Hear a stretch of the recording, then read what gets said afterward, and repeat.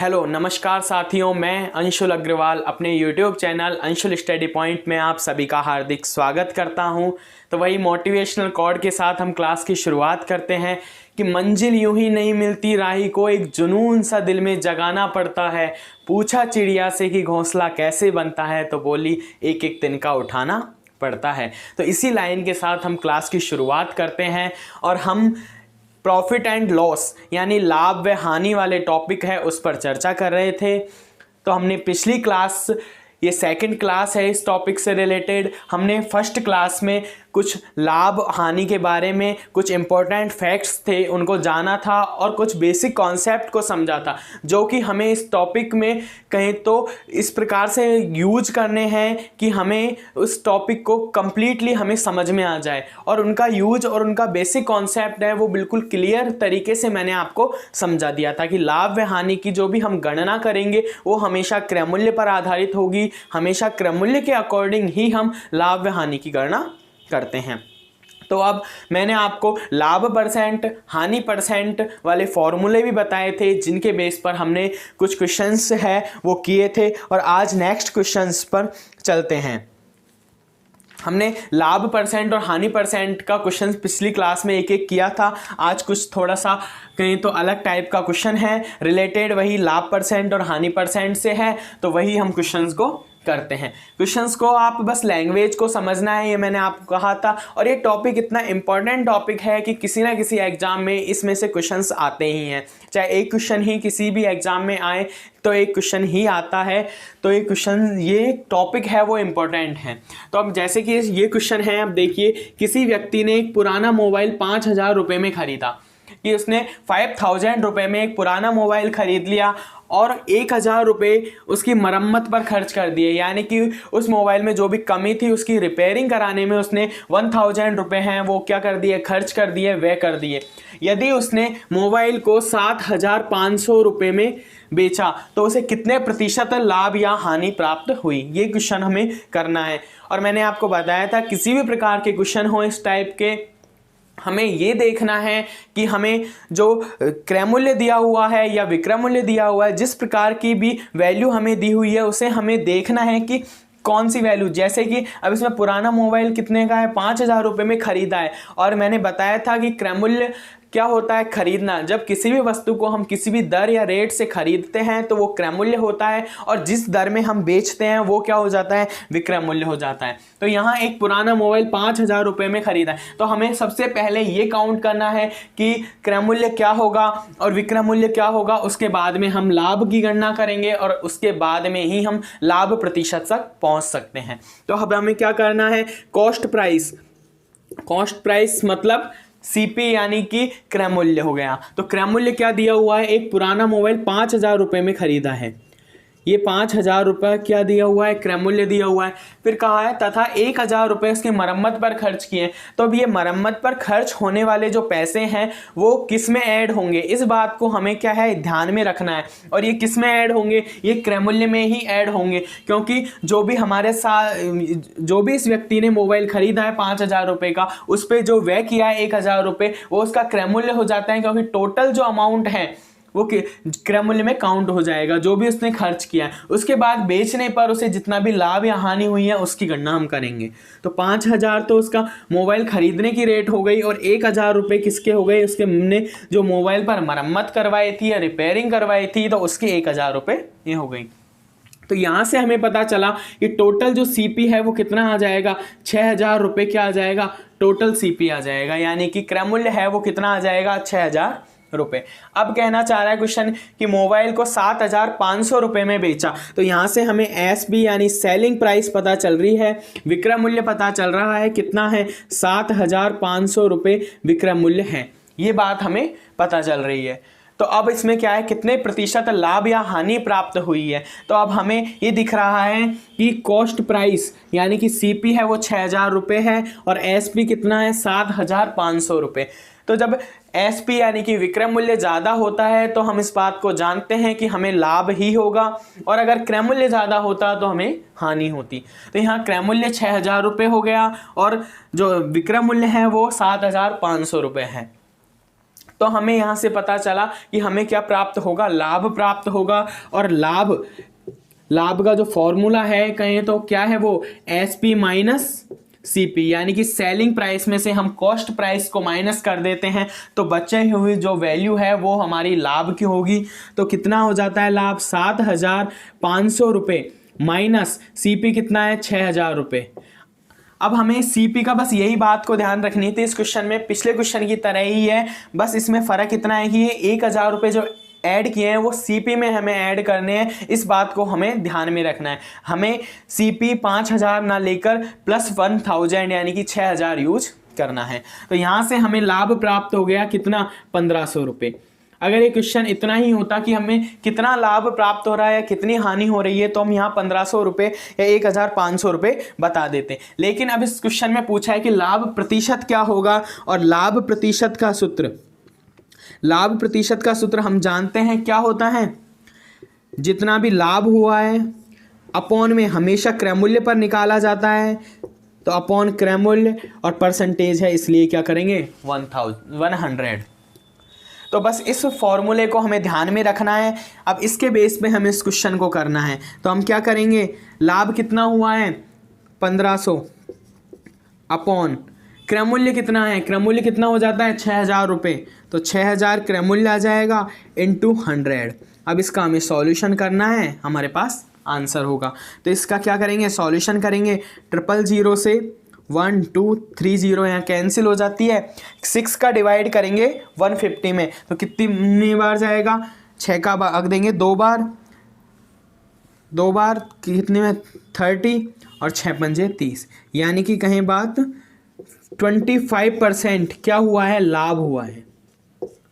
ये हमारा क्या हो जाता है, आंसर हो जाता है। ये क्वेश्चन, इस टाइप का क्वेश्चन हम पिछली क्लास में कर चुके हैं। यहाँ से हमने लाभ परसेंट भी निकाला था पिछली क्लास में, लाभ भी निकाला था, वही CP और SP भी निकाला था। लेकिन हमें इस क्वेश्चन में क्या फ़र्क है कि जो 5,000 रुपये में मोबाइल ख़रीदा था पुराना किसी व्यक्ति ने, उस पर उसने 1,000 रुपये और एक्स्ट्रा मरम्मत पर खर्च कर दिए हैं। तो उस मरम्मत पर जो खर्च पैसा हुआ है उसे हमें क्या है, इस CP में क्या है, ऐड करना है। और इस CP में जब हम ऐड कर देंगे तो ये 6,000 रुपये CP हो जाएगा और SP है वो 7,500 रुपये हो जाएगा। ये बात समझने वाली थी। उसके बाद में हमें लाभ निकालना है और लाभ परसेंट का हम फॉर्मूला जानते हैं, तो यहां से हम आंसर निकाल लेंगे। तो ये क्वेश्चन आपको समझ में आ गया होगा। इसी प्रकार एक क्वेश्चन हानि परसेंट पर भी देख लेते हैं।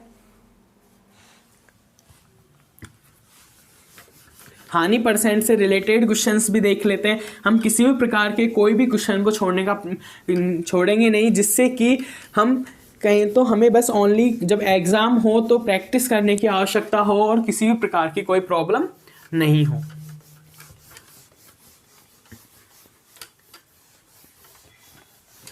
हमें बेसिक कॉन्सेप्ट्स को लेकर, बेसिक कॉन्सेप्ट या तरीकों को समझते हुए क्वेश्चन को करना है, जिससे कि क्वेश्चन के गलत होने के चांसेस नहीं रहें। जैसे कि एक क्वेश्चन दिया हुआ है,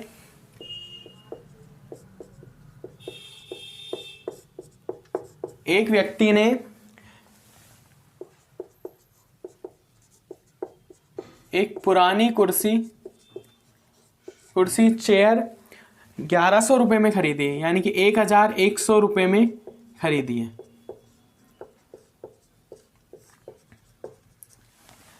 है।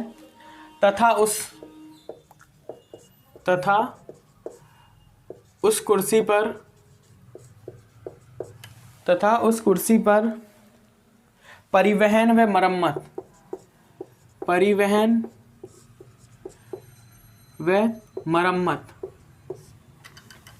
परिवहन व मरम्मत क्रमशः कितनी है, 225 रुपये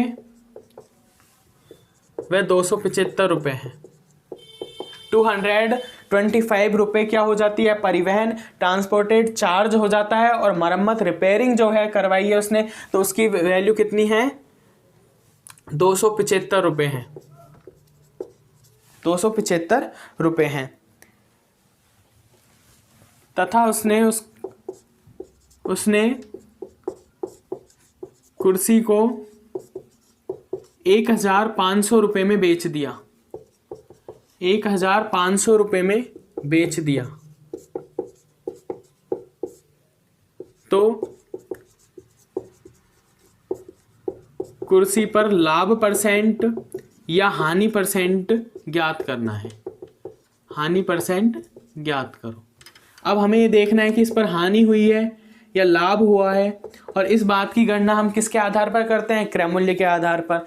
जब हमें क्रय मूल्य पता चल जाता है तो हम उसके आधार पर ये गणना कर लेते हैं कि इसमें लाभ हुआ है या हानि हुई है। तो एक क्वेश्चन है, अब इसे समझकर हमें लैंग्वेज से है और कुछ भी नहीं है। पिछला क्वेश्चन जिस प्रकार किया था उसी प्रकार हमें करना है।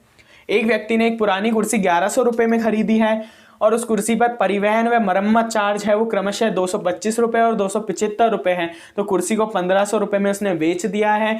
तो लाभ परसेंट हानि परसेंट हमें ज्ञात करना है। हम यहाँ से सीपी की गणना करें तो सीपी हमें पता चल रहा है कितना है, 1100 रुपये में उसने खरीदी है, प्लस अब इसमें चार्जेज हैं वो प्लस हो जाएंगे। किस में होंगे? सीपी में होंगे। जैसा कि हमने पिछले क्वेश्चंस में किया था उसी प्रकार इसमें भी चार्जेज क्या होंगे? प्लस होंगे। परिवहन का खर्चा कितना है? 225 रुपये। तो यहाँ 225 रुपये ऐड हो जाएंगे, प्लस मरम्मत का जो खर्चा है वो कितना है? 275 रुपये। तो यहाँ 275 रुपये और ऐड हो जाएंगे। तो इसके बाद में ये टोटल सीपी हो जाता है हमारा, कि जो खरीदी जाने वाली जो कीमत पर कुर्सी की रेट है वो प्लस उस पर जो भी चार्जेज हैं, जो ट्रांसपोर्ट चार्ज लगा है या रिपेयरिंग चार्ज लगा है, वो हम दोनों टोटल कर लेते हैं। और इन टोटल का कितना आ जाता है? ये टोटल 1600 रुपये। तो ये 1600 रुपये तो क्या आ जाता है? इसका क्रय मूल्य आ जाता है, सीपी आ जाता है। अब हम एसपी की बात करें तो एसपी हमें दिया हुआ है कि उसने कुर्सी को कितने में बेचा है? 1500 रुपये में बेचा है। तो एसपी कितना आ जाता है? 1500 रुपये क्या आ जाता है? एसपी आ जाता है। अब हमें पता चल रहा है कि क्रय मूल्य यहाँ ज़्यादा है और विक्रय मूल्य क्या है? कम है। तो ऑब्वियसली हमें इस बात को पता है कि जब क्रय मूल्य ज़्यादा होता है और विक्रय मूल्य कम होता है तो हमें हानि होती है। तो यहाँ से हमें ये बात पता चलेगी कि हानि निकलेगी। और हानि किस प्रकार निकालते हैं हम? Cost price minus selling price. तो यहाँ से कॉस्ट प्राइस कितनी है? 1600 माइनस 1500। तो यहाँ से ये 100 रुपये की क्या हो जाती है? हानि हो जाती है। यहाँ से हमने हानि की गणना कर ली है। ये कहीं तो नॉर्मल क्वेश्चन है, जैसा हमने पिछला किया था उसी प्रकार से ये इसमें ट्रांसपोर्ट चार्ज और रिपेयरिंग चार्ज हमने ऐड कर दिया है। उसके बाद में हमें सीपी पता चल गया, और सीपी और एसपी इसमें दिया हुआ है कुर्सी का कितना है? 1500 रुपये। तो यहाँ से हमें पता चला कि इस जो कुर्सी पर वह व्यक्ति है उसको क्या होगी? हानि होगी। और हानि भी कितने की होगी? 100 रुपये की होगी। अब हमें पूछा है कि लाभ प्रतिशत या हानि प्रतिशत। तो हमें पता है कि लाभ तो होगा नहीं, क्या ज्ञात करनी है हमें? हानि परसेंट ज्ञात करना है। तो हानि हमें पता है कितने की है? 100 रुपये की है। तो यहाँ से हम क्या ज्ञात करेंगे? हानि प्रतिशत ज्ञात करेंगे। और हानि प्रतिशत का फॉर्मूला क्या है? हानि अपॉन में क्रय मूल्य इंटू 100। इस फॉर्मूले में वैल्यू पुट करनी है और आंसर हो जाएगा। कितना है? हानि कितनी हुई है? 100 रुपये की, अपॉन क्रय मूल्य कितना है? अब क्रय मूल्य हमें 1100 ना यूज कर कौन सा यूज करना है? 1600, यानी कि 1600 रुपये क्या हो जाता है? क्रय मूल्य हो जाता है। तो 1600 रुपये क्रय मूल्य हो गया इंटू 100। अब यह इसका सॉल्यूशन करना है तो वही 00 से 00 कैंसिल, उसके बाद में 16 का इसमें क्या करना है? डिवाइड करना है 100 में। तो 16 का डिवाइड करेंगे कितनी बार जाएगा? 6, 4.25%। तो ये आंसर हो जाता है कितना? ये हानि हुई है कितनी? 6.25% की क्या हुई है? हानि हुई है। 6.25% की हानि हुई है उस व्यक्ति को जब उसने कुर्सी को 1100 रुपये में ख़रीदा था और उस पर ट्रांसपोर्ट चार्ज, रिपेयरिंग चार्ज लगाकर उसने 1500 रुपये में उसको विक्रय कर दिया था, बेच दिया था। तो उसके बाद में उस व्यक्ति को 6.25% की क्या हो जाती है? हानि हो जाती है। तो ये बात समझ में आ गई होगी। यहाँ तक हम जानते हैं हानि परसेंट, हानि निकालना। बस हमें इसमें ट्रांसपोर्टेड चार्ज और रिपेयरिंग है उसको क्या करना था? ऐड करना था। वहाँ से हमें सीपी पता करना था। तो ये समझ में आ गया होगा। अब नेक्स्ट क्वेश्चंस पर चलते हैं। नेक्स्ट क्वेश्चंस कुछ परसेंटेज टॉपिक से रिलेटेड भी हैं। जो परसेंटेज टॉपिक हमने फर्स्ट क्लास में पढ़ा था, कहें तो फर्स्ट जो टॉपिक हमने स्टार्ट किया था क्लास में वह प्रतिशत टॉपिक से ही क्लास स्टार्ट की थी, और वहाँ मैंने प्रतिशत टॉपिक को एक अच्छी तरीके से आपको समझाया था। तो उसी बेस पर ये क्वेश्चन है, बस रिलेटेड कहें तो किससे है, ये प्रॉफिट एंड लॉस से रिलेटेड है। तो इसमें क्वेश्चन है कि किसी वस्तु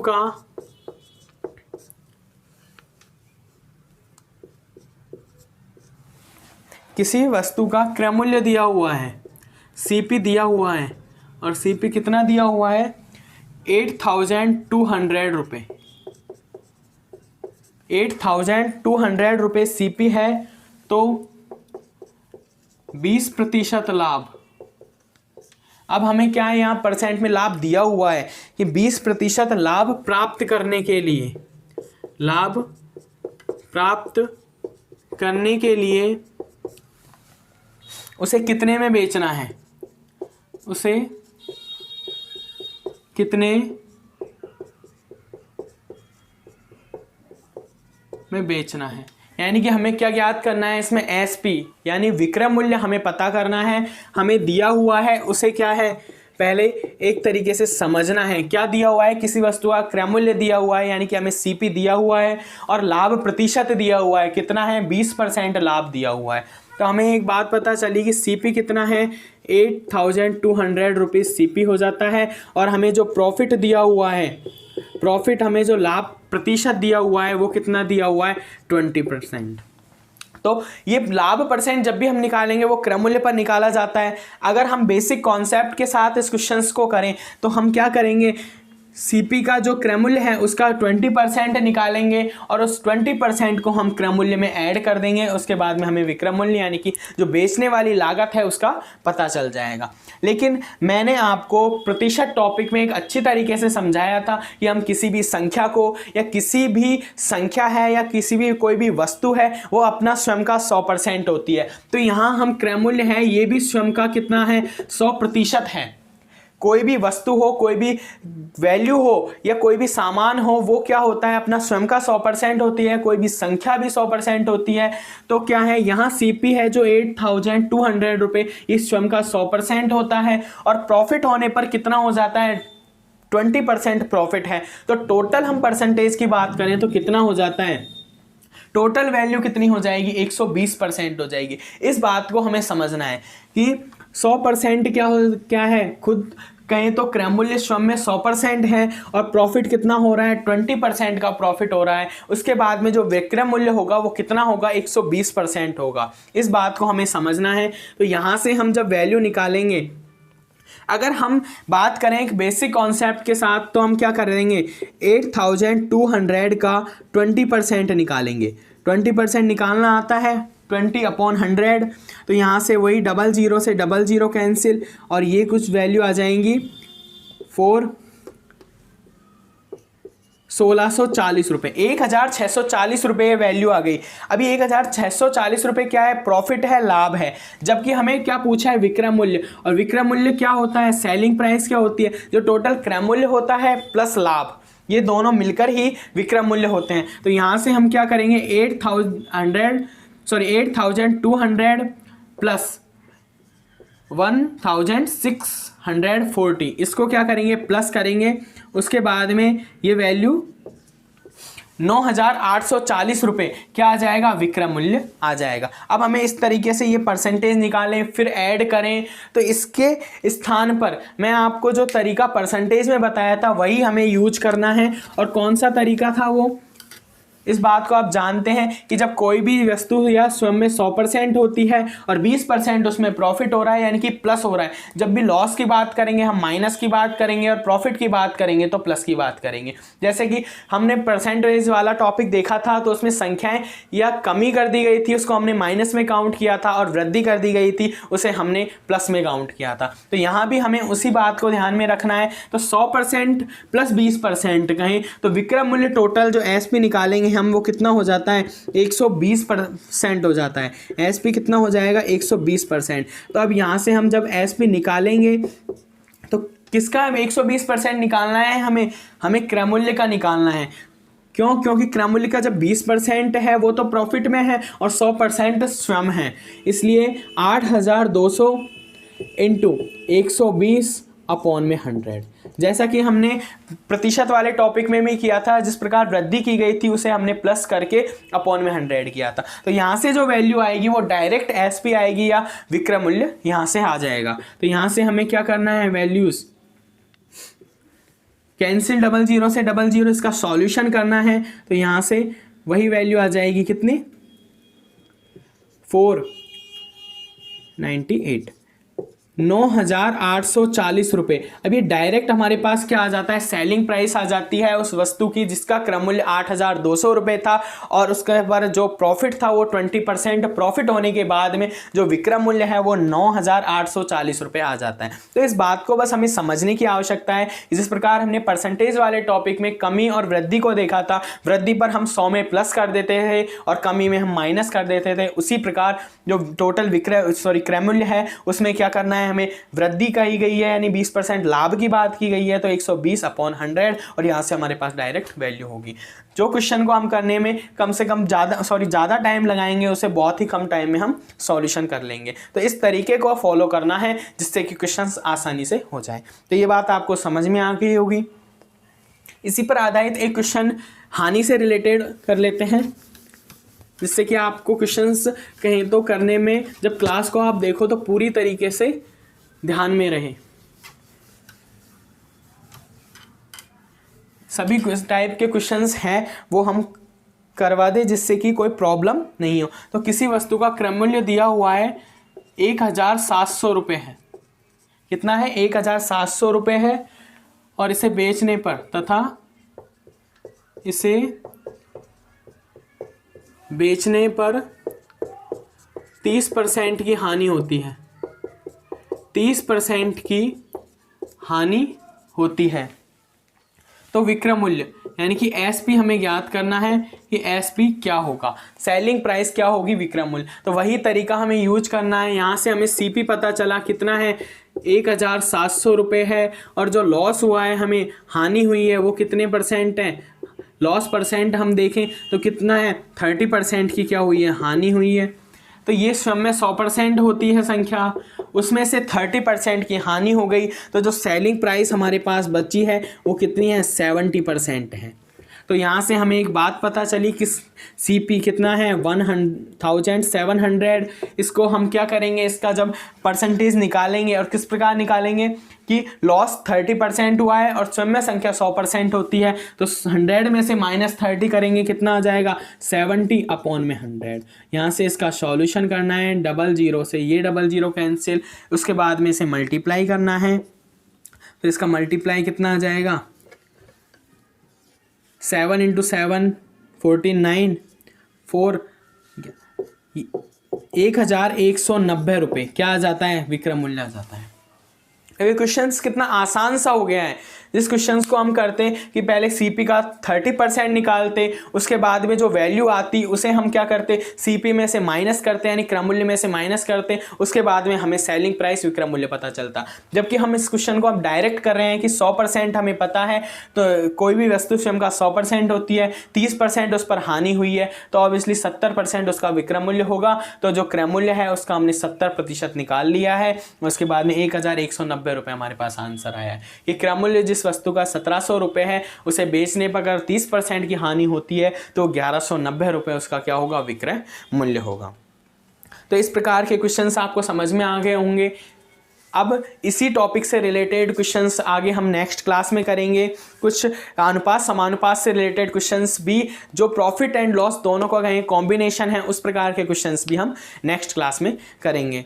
तो आप इस चैनल को सब्सक्राइब कीजिए और वीडियो को ज़्यादा से ज़्यादा शेयर कीजिए, जिससे कि इस क्लास के बेनिफिट्स हैं वो सभी तक पहुंच जाएं। और क्लास को ज़्यादा से ज़्यादा शेयर कीजिएगा, सब्सक्राइब कीजिए चैनल को। तो आज की क्लास को यहीं समाप्त करते हैं। जय हिंद, जय भारत।